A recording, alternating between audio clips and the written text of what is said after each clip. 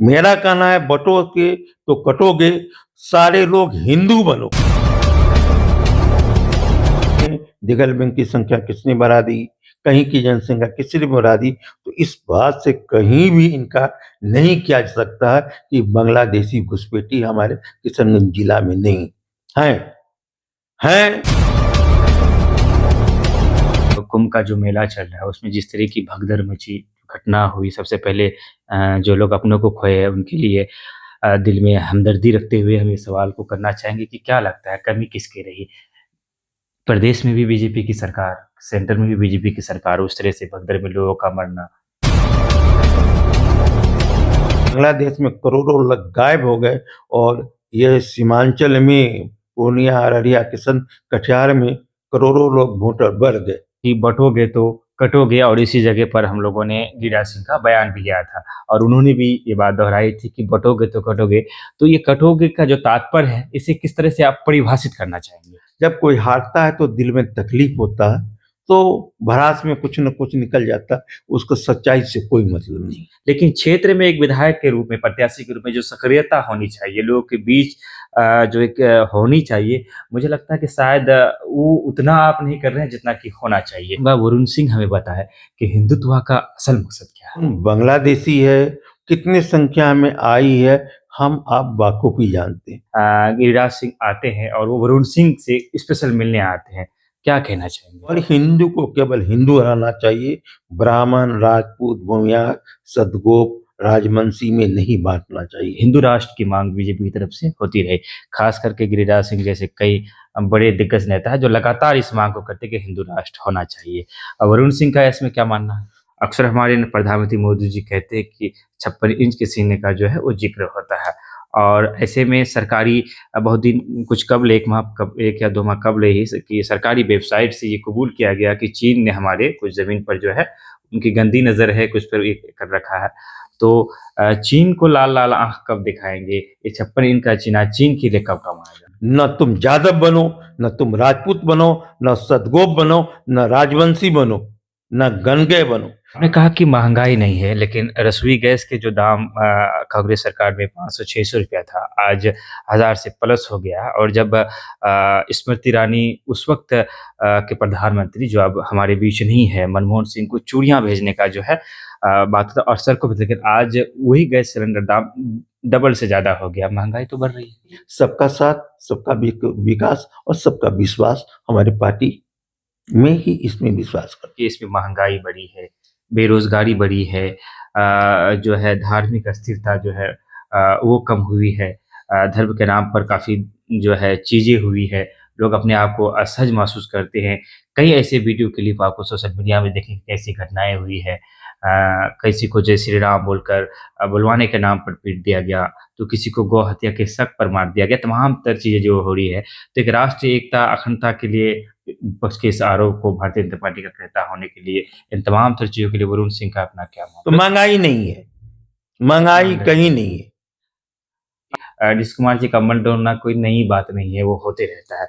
क्या लगता है कि अब जो सिर्फ़ अगर नीतीश कुमार डोलते हैं, तो बिहार की सत्ता नहीं, बल्कि देश की सत्ता जो है इधर से उधर हो सकता है। लगता है कि नीतीश कुमार जी 5 साल टिक पाएँगे? महंगाई किस चीज़ की महंगाई बढ़ी है? कौन सी महंगाई बढ़ी है? अगर किसान का धान जो 1100 रुपया क्विंटल मिलता था, किसान को आज 2200 रुपया क्विंटल धान मिलने लगा, तो किसान की इनको को नहीं बढ़ना चाहिए? सलाम आदाब, मैं रमीज़ रेज़ा, आप देख रहे हैं दिग्गज टॉक। हमारी मौजूदगी भारतीय जनता पार्टी के वरिष्ठ नेता वरुण सिंह के यहाँ है। हम तमाम तर कई ऐसे सवालात हैं जिन पर हम बातचीत करेंगे। वीडियो काफ़ी दिलचस्प होने वाला है। हम आपसे गुजारिश करेंगे कि वीडियो में आप अंत तक ज़रूर बने रहें। 2025 अनकरीब है और विधानसभा चुनाव की तैयारी में तमाम तर पार्टियों ने जो है परिश्रम करना आरंभ कर दिया है। अगर हम बहादुरगंज सीट की बात करें तो 1995 में अवध बिहारी जी एनडीए से जीत उन्होंने हासिल किया था, लेकिन उसके बाद से अब तक एनडीए की जीत नहीं हुई। आएंगे हम तमाम तर सवालों में, आप वीडियो में अंत तक बने रहे। सबसे पहले आपका वेलकम, खैर मकदम, स्वागत हो। जी नमस्कार, आपके चैनल को नमस्कार, शुभकामना, और हमेशा आप खबर में बने रहते हैं रमेश जी। सबसे पहले हम सवाल ये करना चाहेंगे कि 2025 जो है वो अब बहुत ज़्यादा दिन रहने गया, कुछ चंद माह है हमारे बीच उसके बाद। और जैसे कि मैंने शुरू में ही कहा कि 1995 में अवध बिहारी जी के बाद यहाँ से बीजेपी एनडीए की जो जीत नहीं हुई, तो इस बार क्या तैयारी चल रही है? देखिए, चुनाव का मौसम तो आने लगा है। हर एक पार्टी चुनाव में लग गए हैं। हम लोग जो एनडीए के घटक दल हैं, हम लोग भी इसकी शुरुआत कर रहे हैं। अभी 6 तारीख को हमारे सभी दलों के जो हम 5 पांडव हैं, और जो 5 पांडव जदयू, भाजपा, लोजपा, हम और रालोसपा, 5 लोगों की हम लोग पार्टी एनडीए में है। और एक घटक दल की बैठक हम बिहार के हर एक जिले में शुरू कर दिए, और लगभग इसको मान लिया जाए कि चुनाव का संगनाद हम लोग कर दिए। चुनाव की तैयारी चलने लगी है। हम लोग की कमेटी बनी है, हम लोग का बूथ कमेटी बनी है, पन्ना प्रमुख है, शक्ति केंद्र है, और लगभग हमारे संगठन के लोग इसमें लग गए हैं, बिहार से, जिला से लेके, प्रदेश से लेके प्रखंड और पूर्व स्तर। अगर हम अरुण सिंह जी की बात करें तो 2020 में भी कहीं न कहीं आपने तैयारी की थी और चुनाव के मैदान में आएँगे ऐसा आपने मन बनाया था, लेकिन ऐन वक़्त पर बीजेपी के हिस्से में टिकट आए नहीं। इस बार क्या उम्मीद लगता है कि बीजेपी यहाँ से लड़ेगी, जेडीयू लड़ेंगे? देखिए, एनडीए में उम्मीदवारी तो रहती है, तैयारी रहती है, लेकिन ये कन्फर्म करना कि ये सीट भाजपा में जाएगा या जदयू में जाएगा या लोजपा या रालोसपा में जाएगा। पिछले 20 में तैयारी थी, लेकिन ये सीट वीआईपी को चले गया था, मुकेश सहनी को चलेगा, जो उस समय के हमारे घटक दल में थे। तो उस कड़ी में हम पीछे रह गए, लेकिन इस बार हमारी तैयारी है, हम लगे हुए हैं, और उम्मीद करते हैं कि यहाँ से भाजपा लड़ेगी और भाजपा से हम लड़ेंगे। अगर भाजपा यहाँ से चुनाव लड़ती है और वरुण सिंह को टिकट मिलता है, जैसे मैंने कहा कि 1995 के बाद से अब तक बहादुरगंज में एनडीए यहाँ जीत नहीं कर, तो राहें कितनी आसान रहेगी आपके लिए? देखिए, कोई भी काम में परिश्रम लगता है, और चुनाव अगर छोटा या बड़ा चुनाव हो, आज से लेके मुखिया तक का चुनाव हो, तो परिश्रम तो करना ही करना होता है। तो हमारी भी मेहनत है, हमें टिकट मिलेगी तो हमारी दावेदारी रहेगी कि हम सीट को निकालें, और सारे लोगों से मिलके, क्षेत्र के सारे लोगों से, मुझे हर समाज में, हिंदू मुस्लिम सब समाज में हमारी एक अच्छी पहचान है, और लोग हमको सम्मान देते हैं। तो उम्मीद है कि मेरी दावेदारी भी अच्छी रहेगी और जीत भी है। हम आएँगे क्षेत्रीय सवालों पे भी, लेकिन जी। चूँकि आप बीजेपी से हैं तो थोड़ा-सा हम कुछ पार्टी से जुड़े हुए सवालों से भी हम थोड़ा-सा रूबरू होना चाहेंगे। वक्फ बोर्ड का मामला चल रहा है, वक्फ बोर्ड विधेयक को लेकर जो चीज़ें हैं, जेपीसी भी बनी और ख़ास करके ये सीमांचल किशनगंज जो है तमाम तरह जो है यहाँ के जो नेता उनका बयान आया, उसको लेके एक घमासान की जो है चीज़ है। क्या कहना चाहेंगे उसको लेकर? देखिए, वक्फ बोर्ड को लेकर तो अभी कमेटी बनी है, और ये फैसला कमेटी को करना है, और कोई भी चीज़ जेन्युइन तरीके से होना चाहिए, और हर चीज़ सिस्टम में होना चाहिए, हर संस्थान को सिस्टम में चलनी चाहिए। तो उसकी अभी कमेटी बनी है, उस पर विचार विमर्श हो रहा है, और लोग देख रहे हैं। ऐसे कौन-कौन से मुद्दे होंगे बहादुरगंज के अगर आप चुनाव के मैदान में आते हैं? बहुत सारे ऐसे आपके समर्थक हैं जो ये दिल से चाहते हैं कि टिकट आपको मिले और आप मैदान में आएँ, आपको विधायक के रूप में देखना चाहते हैं। बात और है कि समीकरण बन नहीं पा रहा है, बीजेपी को टिकट नहीं मिल पा रहा है जिससे आप लड़ नहीं पाते। अगर आपको मिल जाता है और आप बीजेपी से कैंडिडेट होते हो, कौन-कौन से मुद्दे होंगे बहादुरगंज के लिए जिस पर वरुण सिंह काम करना चाहेगा? देखिए, बहुत सा काम तो एनडीए गवर्नमेंट में हुआ है। जैसे अगर हम टेहरागाछ की बात कर लें, 12 पंचायत है, और काफ़ी संख्या है टेहरागाछ में। तो और 2 पंचायत बहादुरगंज के भी, निसंद्रा और ये दुर्गापुर। तो ये पुल के कारण कटा हुआ था। पुल बनने के बाद लोग का आना-जाना और सुविधा बढ़ी है। लेकिन आज भी टेहरागाछ के सुदूर क्षेत्र में बहुत काम करना है। आज से पहले जो कई साल पहले बाढ़ में सड़क कट गई थी, 2-2 एमएलए रहे, लेकिन कभी उसको देखने का भी कोशिश नहीं किया। अब चले जाइए निसेंद्रा और दुर्गापुर में जाने में आपकी गाड़ी नहीं जा सकेगी, वो स्थिति है। और तेरागाज के और भी क्षेत्र में है जहाँ पर सड़क नहीं है, पुल नहीं है, नदी में बांध नहीं है, नदी की कटाव से लोग काफी परेशान रहते हैं। ऐसे सारे कई मुद्दे हैं जिस पर काम करना है और हम उस पर काम करेंगे। आपने थोड़ी देर पहले इस बात का ज़िक्र किया कि जो आपका गठबंधन है, एनडीए गठबंधन 5 पांडव के तेरे और आप लोग मजबूत हैं। लेकिन कुछ चीज़ों को मैंने ऑब्ज़र्व किया है जब भारतीय जनता पार्टी का यहाँ पर के नेता गिरिराज सिंह का जब यहाँ पे दौरा हुआ था, तो जदयू और तमाम तर जो है वो लोग नहीं दिखे उस कार्यक्रम में। उसके बाद फिर जब प्रगति यात्रा को लेकर बिहार के मुख्यमंत्री नीतीश कुमार आए, तो उसमें बीजेपी के लोग नहीं दिखे, यहाँ तक कि आपको भी मैंने कहीं नहीं देखा। देखिए, जो गिरिराज सिंह का कार्यक्रम था, ये कार्यक्रम पूर्ण रूप से व्यक्तिगत और पर्सनल था। ये कोई राजनीतिक कार्यक्रम नहीं था, तो उसमें किसी राजनीतिक दल का होना या नहीं होना कोई अनिवार्य नहीं था। और जो अभी मुख्यमंत्री जी का कार्यक्रम हुआ, इस कार्यक्रम में सारे भाजपा के लोग थे।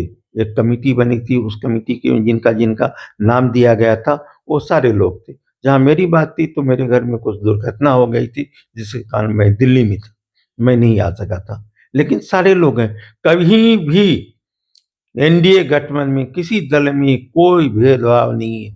सारे पांचों दल के लोग लगे हुए हैं और लगकर जो है इस साल जो हम लोग 200 पार की कल्पना कर रहे हैं, 200 पार हम लोग पहुंचाने का काम बिहार में करेंगे। आप लगातार जो एनडीए गठबंधन की जो है मजबूती की बात कर रहे हैं कि आपस में एक एकता है, लेकिन सोशल मीडिया में भी चीज़ें वायरल था, आपने देखा सुना होगा सारी चीज़ों को, चूँकि आप भी लगातार चीज़ों में बने रहते हैं। हाल ही में के दौरान जब लोकसभा के चुनाव हुए, तो उसमें बीजेपी के एक कद्दावर नेता जो किसान हिंस पर एक आरोप लगा कि एनडीए के और भी बहुत सारे नेता हैं, उनका वो ऑडियो भी वायरल हुआ था कि उनको हराने के लिए बीजेपी के कई नेताओं ने खुद ही काम किया एनडीए गठबंधन के प्रत्याशी को। देखिए, एनडीए गठबंधन के घटक दल में भाजपा हमेशा बड़े भाई के रोल में रहता है और भाजपा ने पूरी दमखम लगा के एनडीए के प्रत्याशी मास्टर मुजाहिद जी को अधिक से अधिक वोट दिलवाया। और आप भी समझ सकते हैं कि अगर उनको 3,26,000 वोट शायद आया, उसमें एनडीए के भाजपा का कितना वोट होगा, ये बहुत अच्छी भली बात ही आप समझ सकते हैं। ब्लेम लगाना, जब कोई हारता है तो दिल में तकलीफ होता है, तो भड़ास में कुछ न कुछ निकल जाता है, उसको सच्चाई से कोई मतलब नहीं। उनका जो बयान था, जो कैंडिडेट थे आपके, उसका वीडियो क्लिप आज भी मैंने रखा है। वो साफ लफ्ज़ों में कह रहे थे कि बल्कि एक तबके का नाम लेकर वो कह रहे थे कि बड़े नेताओं के इशारे पे इस वोटों को खिसकाया गया, जिस कारण हमारी जो है हार हुई है। देखिए, एच वोट की बात अगर वो कहते हैं, तो हमारे यहाँ से मेरा मानना है कि मैक्सिमम एच वोट उनको मिला, इसलिए वो 3,26,000 पे गए। और दूसरा है, वो हारने से तकलीफ हुई, कुछ मेहनत वो और करते, जो मेहनत में उन्होंने कमी रख दी, तो आज शायद वो संसद रहते। बात बीच में गिरिराज सिंह की आई थी और गाए-बगाए उनका जो बयान है वो आते रहता है। ख़ास करके सीमांचल को लेकर के जो उनकी अपनी एक शब्दों से जो बात करते हैं, ख़ास करके घुसपैठियों का जो एक शब्द है, उसका इस्तेमाल वो बार-बार करते हैं किसी न सीमांचल के लिए। और यहाँ की जो आबादी है और गिरिराज को लेकर एक अलग तरह की सोच रखती है और ऐसे में गिरिराज सिंह आते हैं और वो वरुण सिंह से स्पेशल मिलने आते हैं। क्या कहना चाहेंगे? देखिए, आप जैसा घुसपैठी पर चर्चा कर रहे हैं, हमारा भी जन्म बहादुरगंज में हुआ है, आपकी भी जन्म बहादुरगंज में ही हुई है। हम लोग जो हिंदू और मुस्लिम थे, भाईचारा में रहते थे। तो कौन घुसपैठी है, कौन बांग्लादेशी है, कितने संख्या में आई है, हम आप बाखूबी जानते हैं।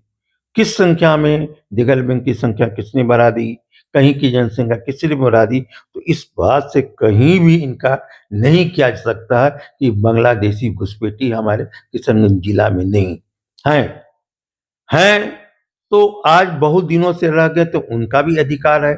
जो लोग देश में रहें, देश का कानून माने, देश की नियम को माने और देश के नियम के अनुसार देश में रहे, उनका सम्मान मिलता है। लेकिन कहीं गलत करते हैं तो उसकी चर्चा होनी चाहिए।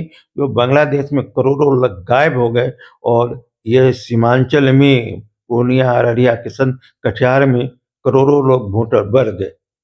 तो इस पर सवाल तो उठनी चाहिए। जहाँ तक गिरिराज सिंह की बात है, तो पार्टी के लोग हैं, पुराने लोग हैं, हमारे पिताजी के साथ काम किए हैं, तो हम भी उनके साथ काम करते हैं। उनका यहाँ आना, उनकी बातों को गलत लेना कि बटोगे तो कटोगे, इस बात को जो आप पूछ नहीं रहे, हम उनको बताना चाहते हैं। हम एक सवाल करना चाहते हैं, हम भाजपा के कार्यकर्ता हैं, भाजपा के नेता हैं, कि हिंदू हिंदू है केवल, और हिंदू को केवल हिंदू रहना चाहिए। ब्राह्मण, राजपूत, भूमियार, सदगोप, राजवंशी में नहीं बांटना चाहिए। मेरा कहना है, बटोगे तो कटोगे, सारे लोग हिंदू बनो, न तुम यादव बनो, न तुम राजपूत बनो, न सदगोप बनो, न राजवंशी बनो, न गणगय बनो, सारे लोग हिंदू कहो, ऐसा उनकी कहने की भावना थी। इसका कोई अदर मीनिंग नहीं। कुल मिलाकर आपने भी इस बात को कहा कि बटोगे तो कटोगे, और इसी जगह पर हम लोगों ने गिरिराज सिंह का बयान भी लिया था और उन्होंने भी ये बात दोहराई थी कि बटोगे तो कटोगे। तो ये कटोगे का जो तात्पर्य है, इसे किस तरह से आप परिभाषित करना चाहेंगे? देखिए, मैं स्पष्ट रूप से कहना चाहता हूं, मेरा वर्ड मेरा नहीं है, वर्ड भाजपा चला रहे हैं, भाजपा में चल भी रही है। बटोगे का मीनिंग है हिंदू आप एक हो। मुसलमान में भी कही जाती हैं, लेकिन सारे लोग मुस्लिम हैं। कोई नहीं बोलता ये दुनिया है, कोई नहीं बोलता है कि शेख है, कोई नहीं बोलता ये सैयद है, सब मुस्लिम एक है। तो उनकी भी एक परिकल्पना है और उनका भी एक इच्छा है कि सारे हिंदू एक हो, ना आप यादव हो, ना आप राजपूत हो, ना आप भूमियार हो, न ब्राह्मण हो, न राजवंशी हो, न सदगोप हो, न गणगय, न कैबरत हो, सारे लोग एक हो।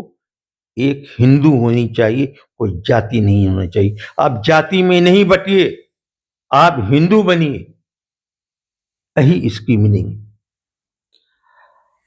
किशनगंज के हालांकि बहादुरगंज में तो नहीं, किशनगंज जिला मुख्यालय जहाँ से हैं, वहीं इस पर एक और बात निकल कर सामने आई थी। गिरिराज सिंह ने कहा था कि अगर कोई आपके ऊपर एक झापड़ कर तो उसे पलट करके जवाब दिया जाए, उसे इस तरह की कोई बात ही थी। मैं समझता हूँ कि उसे आपने भी सुना होगा। इसे आप किस दृष्टिकोण से देखते हैं? नहीं, हमें इसकी जानकारी नहीं है और इस बात को हमने नहीं सुना था।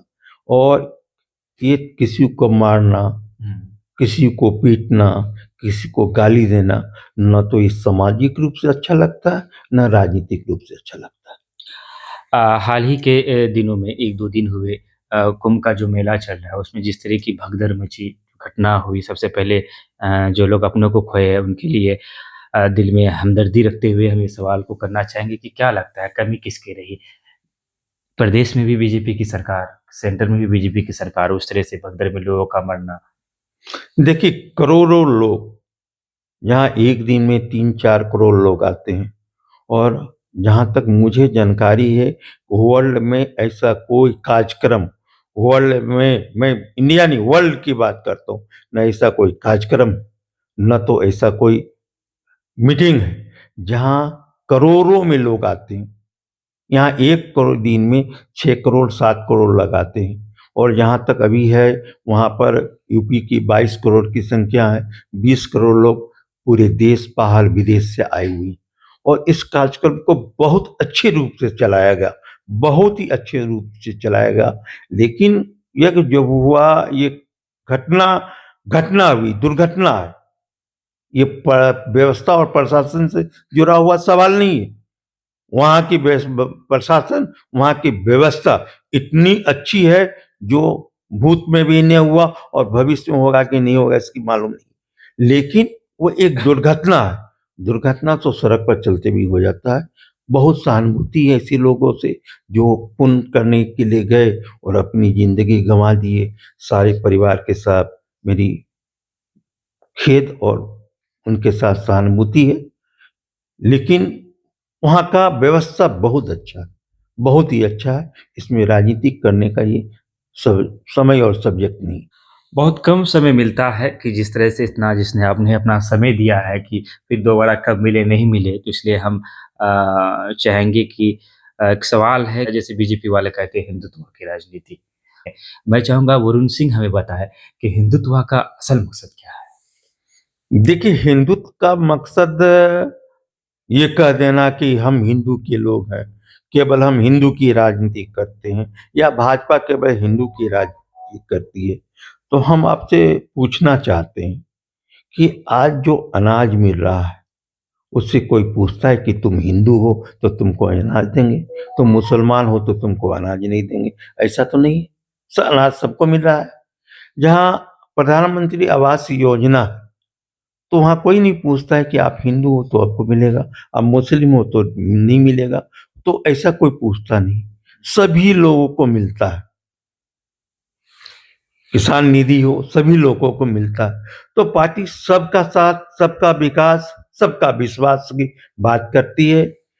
कुछ बातें हैं, हर जगह है कि आपके यहाँ, मतलब आपके यहाँ नहीं, मैंने अदर पार्टी में भी बोला जाता है।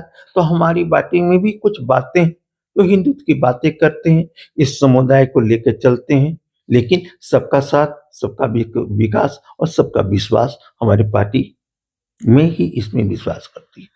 अक्सर बीजेपी इस मांग को वर्षों से, कोई आज का मांग नहीं है ये। अब अगर इतिहास उलट कर देखेंगे तब से बीजेपी इस मामले को लेकर हमेशा मुखर रहा कि हिंदू राष्ट्र की मांग बीजेपी की तरफ से होती रही। खास करके गिरिराज सिंह जैसे कई बड़े दिग्गज नेता हैं जो लगातार इस मांग को करते कि हिंदू राष्ट्र होना चाहिए। वरुण सिंह का इसमें क्या मानना है? देखिए, हम भाजपा से अगर जुड़े हुए हैं तो भाजपा की भाषा हम भी बोलेंगे, और हिंदुस्तान है तो इसमें सबका अधिकार है, सब लोग के रहने का अधिकार है। जो भारत का संविधान का सम्मान करता हो, भारत के कानून का सम्मान करता हो, सबको रहना है, सबको रहना चाहिए। लेकिन हम भाजपा के साथ हैं तो भाजपा की आवाज हम बोलना चाहेंगे। प्रधानमंत्री मोदी जी से पहले आडवाणी जी थे, अब मोदी जी देश के प्रधानमंत्री है। अगर हम आपसे ये पूछना चाहें कि बीजेपी के जो प्रधानमंत्री अटल बिहारी वाजपेयी है रहे हैं, उसके अब मोदी जी हैं, दोनों को अगर देखेंगे तो इस दोनों में क्या अंतर आपको लगता है? कुछ चीजें।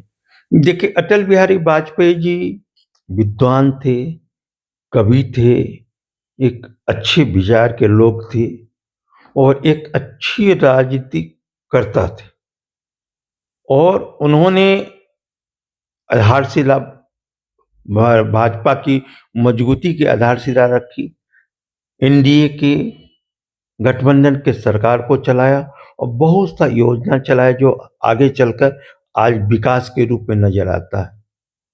मोदी जी एक अच्छे राजनीतिक करता है, अच्छे लोग हैं, अच्छे हृदय के व्यक्ति के लोग हैं, और सबको लेके चलने वाले लोग हैं। तो दोनों का अपना ही महत्व रहा है, दोनों की अपनी ही पर्सनालिटी रही है। बीजेपी का एक नेता है जिसका नाम है नितिन गडकरी। वरुण सिंह जी नितिन गडकरी को लेकर क्या सोच रहे हैं? देखिए, नितिन गडकरी जी एक अच्छे व्यक्ति हैं, अच्छे मंत्री रहे हैं, अच्छा अपने विभाग को चलाए हैं, और ऐसा करके दिए हैं जो आज हमारी सड़क पूरी दुनिया में के बराबरी की ओर जा रहा है।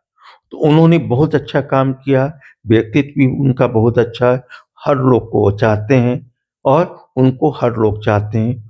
तो मैं भी उनको बहुत ही दिल से और हृदय से प्यार और आदर करता हूँ। नीतीश कुमार जी बिहार के मुख्यमंत्री हैं। बात दिगर है कि बीच-बीच में वो गठबंधन में चले भी जाते हैं, और बीच में फिर से खबर आई थी कि कुछ चीज़ें सही नहीं चल रहा है, और आपने देखा होगा मीडिया वाले चला रहे थे कि वो फिर से उनका मन जो है डोल रहा है, जो कि नीतीश कुमार जी का मन डोलना कोई नई बात नहीं है, वो होते रहता है।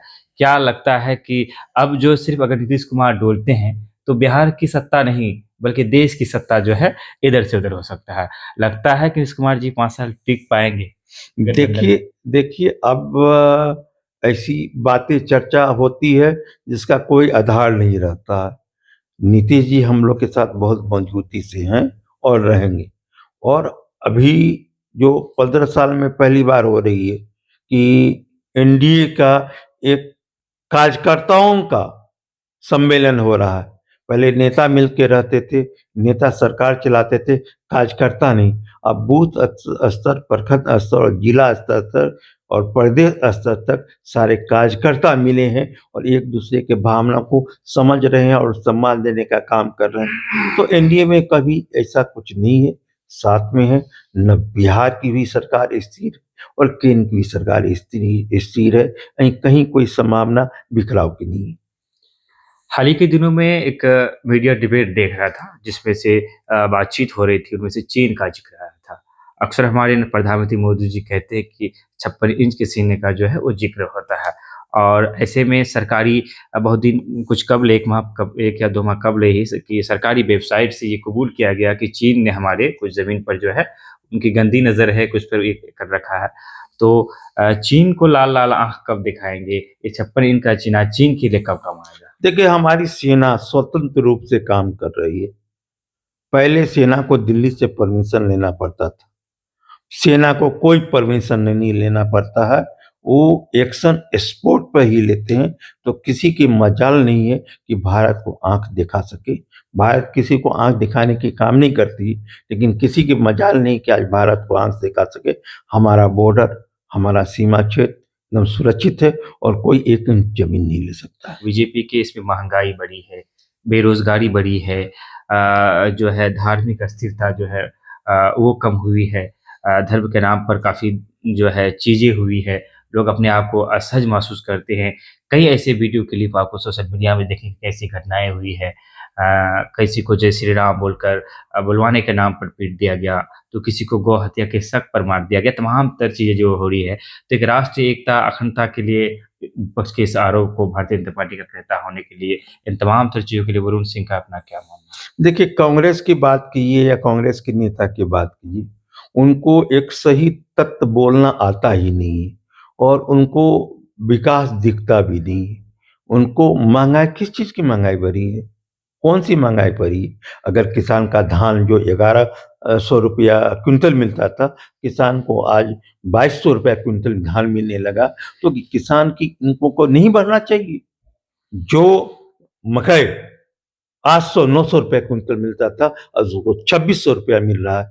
तो किसान को खुशहाल नहीं देखना चाहते? कौन-सी महँगाई बढ़ गई है?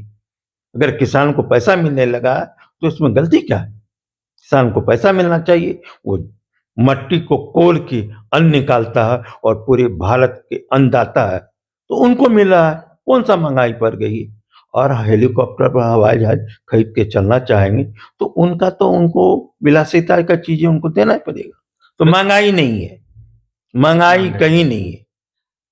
आपने कहा कि महँगाई नहीं है, लेकिन रसोई गैस के जो दाम कांग्रेस सरकार में 500-600 रुपया था, आज 1000 से प्लस हो गया और जब स्मृति ईरानी उस वक़्त के प्रधानमंत्री जो अब हमारे बीच नहीं है, मनमोहन सिंह को चूड़ियाँ भेजने का जो है बात था और सर को भी, लेकिन आज वही गैस सिलेंडर दाम डबल से ज़्यादा हो गया, महँगाई तो बढ़ रही है। सर, इनकम लोग की बढ़ रही है, किसान की इनकम बढ़ रहे हैं, मज़दूर की इनकम बढ़ रहे हैं, देश के लोगों की इनकम बढ़ रहे हैं, देश के कर्मचारी की इनकम बढ़ रहे हैं। तो इनकम जब बढ़ता है, तो ये अर्थशास्त्र में भी रूल है कि वो महँगाई के रूप में नहीं लिया जाता, वो रिक्वायरमेंट के रूप में लिया जाता। तो लोग के पास पेइंग कैपेसिटी नहीं थी, आज हर एक लोग के पास पेइंग कैपेसिटी है, लोग के पास पैसा है। अगर इस तुलना में देखा जाए, तो रसोई गैस को लेके देखा जाए केवल, तो रसोई गैस के तो कुछ दाम बढ़े हैं, लेकिन लोग की क्षमता भी बढ़ी। जो लोग आपको देख रहे हैं, जो लोग आपको पसंद करते हैं, जो लोग 2020 में ही टकटकी लगाए हुए बैठे थे कि आप विधानसभा में आएँगे, लेकिन आप आए नहीं। 2025 में उनके लिए क्या संदेश होगा? क्या इस बार भी उन्हें निराशा हाथ लगेगी? वरुण सिंह इस बार जो है विधानसभा जो है बाजुओं से फाइट करेंगे। ये बात उन लोगों के लिए जो आपको स्पेशली पसंद करते हैं।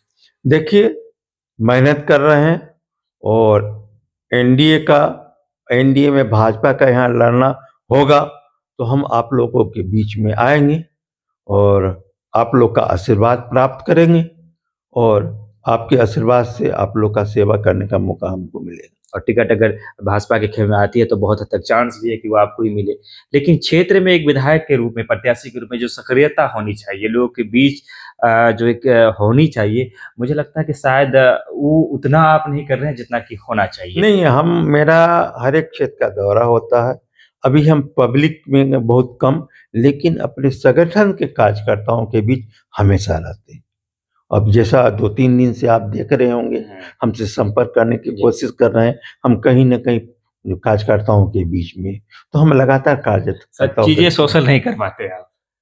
नहीं, वो भी होता है, लेकिन दिखता नहीं और हम दिखाते नहीं। दिखाते नहीं हैं।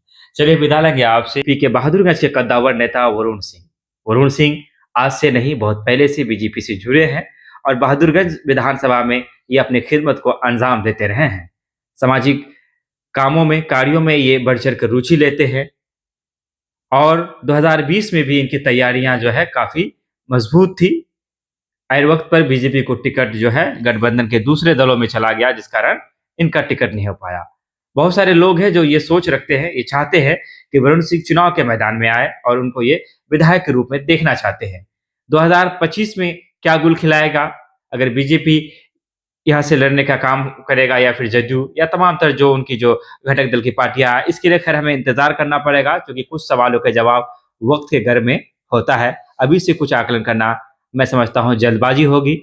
हम लोगों ने जो वार्तालाप किया है इसको लेकर सभ्य, शालीनता और मर्यादा में रहकर आप भी जो है अपनी राय दे सकते हैं। अगर आपको लगता है कि कुछ ऐसे सवाल थे जो मुझे पूछना चाहिए था और मैंने नहीं पूछा है, तो आप कमेंट कर दें। जब मुझे दोबारा मौका मिलेगा तो मैं आपके सवालों को भी रखने का काम करेंगे। विदा लेते हैं आपसे। धन्यवाद, शुक्रिया, आदाब।